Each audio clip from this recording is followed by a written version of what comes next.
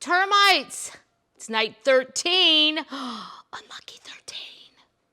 What's happening, termites? My tree hasn't caught on fire. That's pretty cool, right? What are we drinking? Here's a little something strange. Something very strange. As a matter of fact, it's Japanese whiskey. They're not really known for their whiskey, but I thought I would try it. Nikka whiskey, Nikka from the barrel, and then there's a bunch of Japanese writing on it. I don't know. It was at the local liquor store, and the man was nice enough to give me like $5 off. So I thought, well, why not try some Japanese whiskey? Let's just really make 2020 stranger. Wow. Holy shit, they're not kidding. I don't know about that. I don't mean to offend anybody if they're in love with Nikka whiskey. Whew, it's a lot. You better get ready for that. What else? You guys have your presents ready? I have some of mine ready. Not all. There's one. Well, I can't. Maybe in the next one I'll show. No, he'll see it. One is for my brother, but I don't want to do it here because he might see it in the event. But it's very funny. It's a joke present. We're on chapter 9 already with Loretta. So yeah, this book is flying by. I don't know about the next one. Maybe George Jones. Huh? He stopped loving her today? He was kind of, the possum wasn't well behaved. It could be a really good book. I have the book. I haven't pre-read it to see, but maybe I'll do that. This is chapter 9. Mention a page for you nerds, page 76. I'm one of those nerds.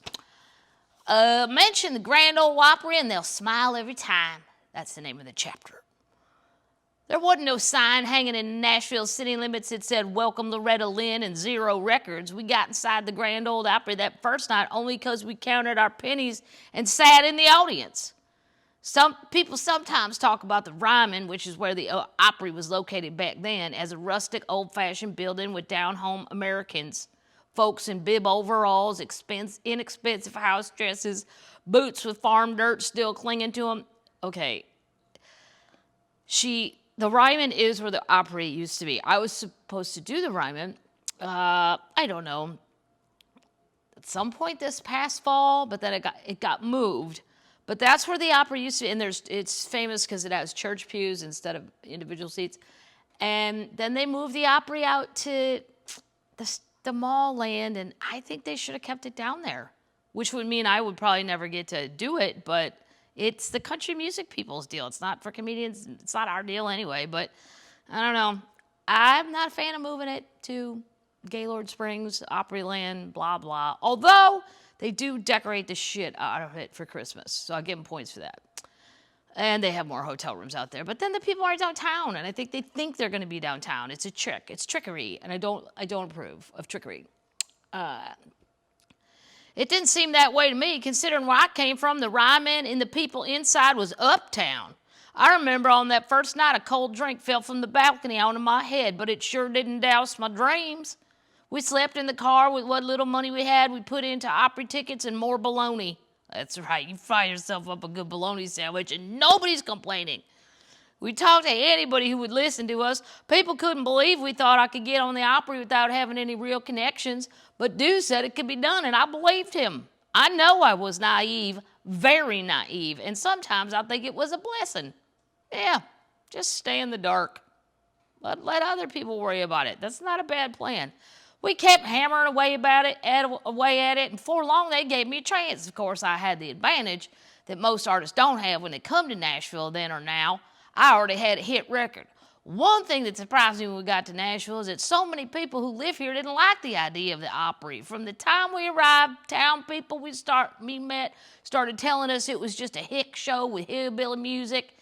Well, it was a little hillbillified back then.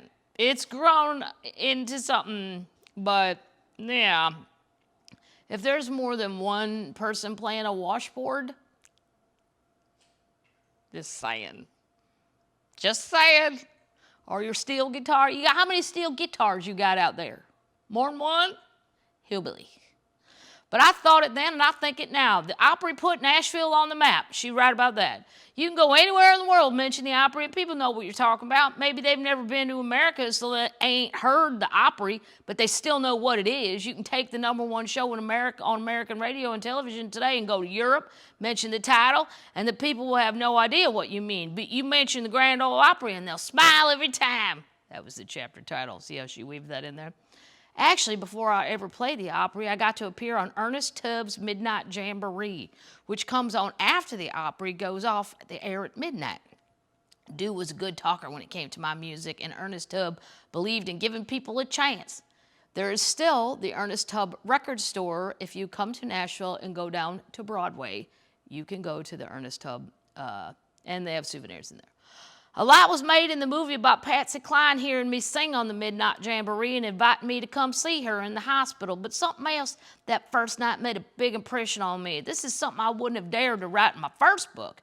I hope there's like 10 more of these. Not unless I wanted Dude to whip my butt. I was up on the stage fumbling around trying to tune my guitar when a man's voice said, "Let me help you with that, Loretta." I looked up into the face of one of the most handsome men I'd ever seen. The man who tuned my guitar that first night was an Oklahoma boy named Cal Smith.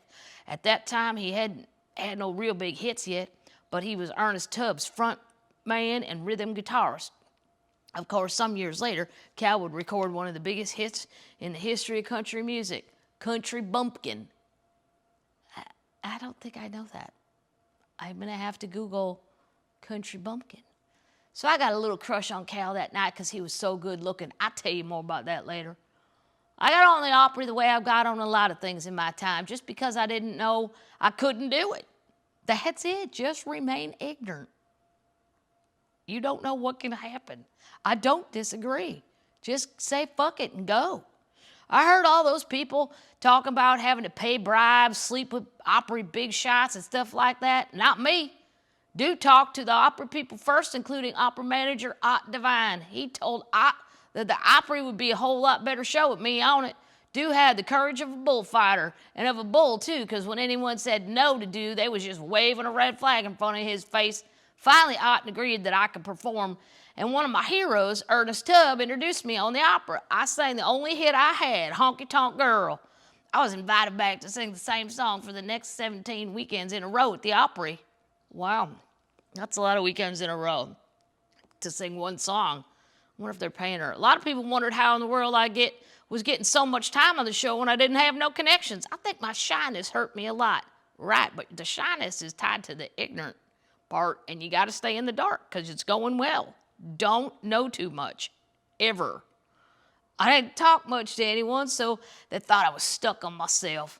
Some speculated that I was sleeping with some Opry official. I wasn't, of course. It was all Doolittle's doing that got me on, and luckily Honky Tonk Girl kept me there. Back in the early 60s, there was a lot of prestige for a country singer to be on the Opry, but not much money. Well, it's a long time to commit, 17 weeks. What else are you gonna do in Nashville? Go wait tables on the other nights? Why not? Work at one of the honky tonks? Sure, why not? I don't see a problem with that. I believe it paid $17 or $18 a night and $3 additional if you sang a second song. The Opry musicians would pay more than the singers. I shopped in the Salvation Army and bought material to make my own stage clothes. One afternoon, an Opry official saw me coming out of the store and told me it cast a bad light on the Opry when local folks thought it showed singers acting like poor people. Well, then, God damn it, pay them. The nerve of these people. That hurt my feelings a lot. Well, you know what? I understand that it did, but it shouldn't have. You should have told him, then you pay me, you dumb son of a bitch. I was doing the best I could, growing my own vegetables, raising chickens from meat and eggs. Dude had a job by then, but it didn't pay much. The kids was with us by that time, and it was hard to support a six-member family on a workman's wage. It was still ain't that easy a thing to do. I bought shirts for the boys and dresses for the girls for 10 cents each. It was funny looking back on it, but it wasn't just the town people who made fun of what they considered hillbillies. I love Roy Acuff. I think everybody did. Roy was the Opry. Him and Ernest Tubbs, Minnie Pearl. Minnie kind of took it into hillbillified land too. That's the problem. The outfit, if you don't want that reputation, probably don't wear that dress and that hat with the tag on it. Bill Monroe, but boy, Roy used to make fun of my country ways when he was MC on the Opry. He was one to talk. Behind his back, them town people was making fun of him too. Before introducing me to the crowd, he'd say something like, Loretta, how many eggs did you gather today? Loretta, how much butter did you churn? I'd tell him and everybody'd laugh. Come Sunday, many of the Opry stars, including Acuff, would come to my house to eat the food they teased me about. Patsy Cline would come too, especially if she learned Dew had shot a rabbit. Well, then I'm fucking there. If Dew shot a rabbit. She loved rabbit more than anything. I'm going to have to get a hold of some good rabbit. Because I'm not sure. I don't know. Maybe with Lewis I've tasted it. He eats weird foods like that. I don't remember. I'll have to ask if he's ever had me eat rabbit. As much as I respect the Opry, I have to say it has some curious ways. For example, Conway Twitty recorded 55 number one songs. That's more number ones than any artist in any form of music has ever recorded, yet he was never invited to join the Opry. That's how I feel about Lee Trevino at the Masters. Just bullshit. Bullshit rules. I don't know what the rules are at the Opry. Maybe he pissed somebody off. Conway once had a hit called Grandest Lady of Them All. It was about the Grand Ole Opry and how it's the mother church of country music. I was one of dozens of guests on the tribute to the Opry. I think it was a CMA show. The entire cast sang Grandest Lady of Them All. Guess who was not on the show? Why would they not have Conway, who made the song a hit, sing his own song? By then, I had the nerve to say much pretty thing, anything I wanted. Good for you. So I told Roy Acuff I thought it was wrong for Conway not to be there. Acuff said he agreed, but he didn't have no say in what the CMA done. One of the biggest thrills at the Grand Ole Opry was meeting Kitty Wells. I believe Kitty's one of the greatest ladies ever to hit Nashville. It was Kitty and I that I patterned myself after. And I told her many times, Kitty can be tough, tougher than some think. I've seen her get outright smart with people when they deserved it. One time, right in the beginning of my career, Kitty and me was on a radio show together. This DJ looks at me and says, well, sounds to me like somebody is trying to sing like somebody else. Kitty knew I was too bashful to stick up for myself, so she narrowed her eyes and she said, well, at least she picks the best. Another thrill was meeting Minnie Pearl. There was another great lady. When I first met her, she was out pushing a record she'd made with Archie Campbell. That was when I was pushing Success, meaning a song called Success. Minnie come up to me one night, winked, and said, I can't sing and neither can Archie, but we got a record out. Huh. That's quite an accomplishment. Minnie was always saying, Loretta, come over to my house. Let's take a walk together and talk. One of my greatest regrets is I didn't do it because I knew there was something Minnie wanted to talk to me about, to tell me. Or maybe she just wanted us to spend some time together. She was after me for years to come over to the house. You'd think you'd get around to those things, but time can run right out on you. Her husband, Henry Cannon, took care of her at home after she had a stroke in 1991. Finally, a couple years before her death, he decided he couldn't do it no more and put her in a nursing home.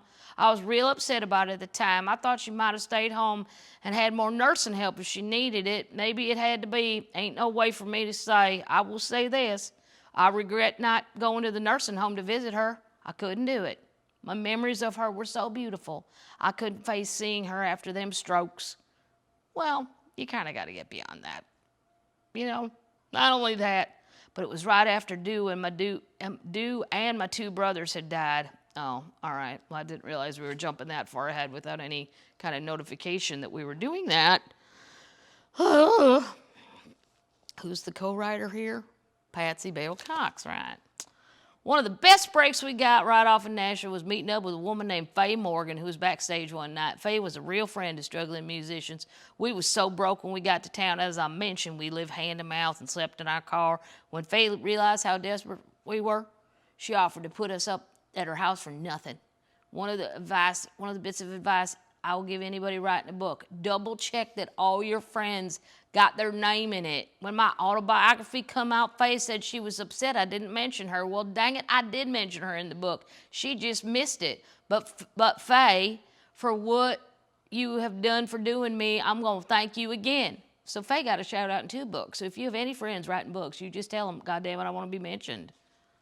Having those 3 months to save up and look for another place made all the difference. It wasn't just a money problem either. A lot of landlords wouldn't take people who had kids, and certainly not 4 of them.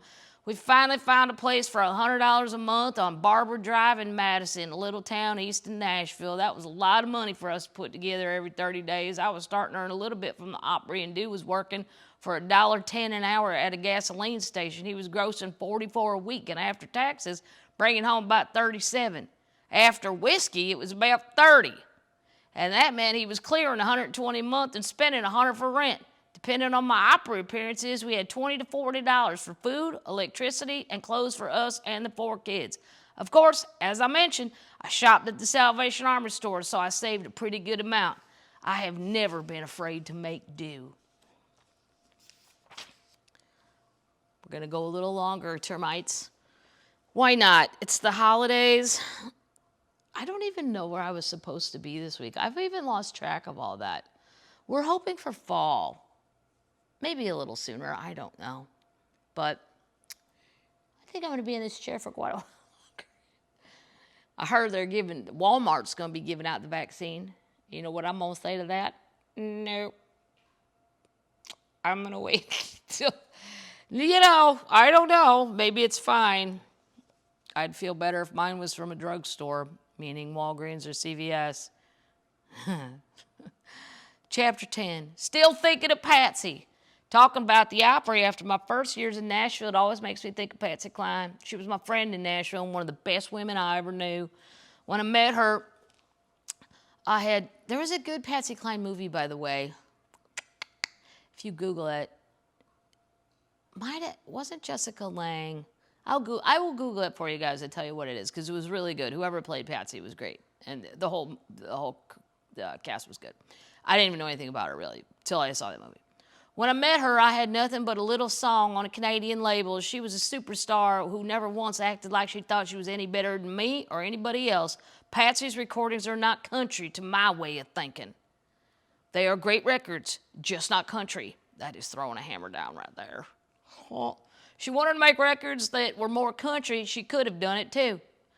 Owen Bradley, her producer, used to laugh and say Patsy wanted to yodel on every song she ever heard, even the love ballads. He'd say, "No, Patsy, I'm not going to let you ruin this ballad." I'll tell you what, though, she could yodel with the best of them. Patsy Montana couldn't hold Patsy Cline's guitar when it came to a yodel. Okay. Yodeling. Wasn't there a little kid that won America's Got Talent or something doing that? Very short little man. Little person. I mean, a child, not a little person. All right, termites, that's all I have for tonight. I'm going to go Google the Patsy Cline movie that I saw, so I can tell you about that. And the fire's going. It's cold out. Everybody's snuggled in. Everybody's saying yes to flannel sheets, so I'm going to do it. I'm going to pull the trigger. Somebody had a good idea. Flannel bottom sheet, regular top sheet. Might try that to ease into it. But you all seem to say yes, so that's a lot of people in cold weather areas saying yes. So not counting, South Florida. Pull your sheet up, whatever it is made of. Are you ready? You're a good termite. You're a holiday termite. Even if you're not feeling it, that's okay. It's a weird year. It doesn't matter. Even if you don't shop right, who cares? I wish I could show you a picture of my brother's tree because he waited too long, and it's the most god-awful sad thing I've ever seen in a house, and he has 3 children. Hopefully they won't care. And you're a worthy termite. Close your eyes. Find your cold spot in the bed. That's it. Night-night, termites.